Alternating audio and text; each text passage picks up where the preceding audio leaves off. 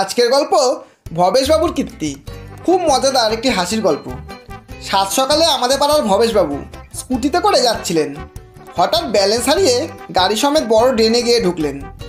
অনেক কষ্টে কোনো রকমে ড্রেন থেকে উঠেই দেখলো এক অতি সুন্দর স্মার্ট মহিলা তার মারুতি দাঁড় করিয়ে জিজ্ঞাসা করলেন, কোথাও চোট লাগেনি তো?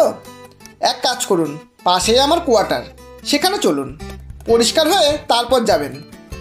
ভবেশবাবু, না না, আমি ঠিক আছি, আর আপনার সঙ্গে গেলে বউ রাগ করতে পারে। মহিলা বললেন, আরে ধুর, আমি একজন ডাক্তার, আপনার এখন চিকিৎসার প্রয়োজন, চলুন আমার সাথে। মহিলা দেখতে খুবই সুন্দরী ছিলেন।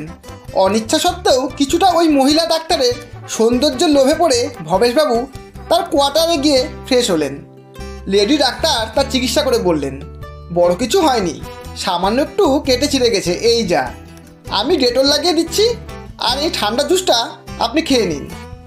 জুস খেতে খেতে ডাক্তারকে ধন্যবাদ জানিয়ে ভবেশবাবু বললেন, এবার তাহলে আসি, নইলে এবার বউ সত্যি সত্যি রাগ করবে। মহিলা ডাক্তার, এখনও বউকে ভয়? আরে আপনার বউ এসব কিছুই জানতে পারবে না, বাড়িতে হয়তো এখন তিনি নিশ্চিন্তে বসে টিভি দেখছেন। ভবেশবাবু, না না ম্যাডাম, বউ হয়তো এখনও ড্রেন থেকে উঠতেই পারিনি। ধন্যবাদ।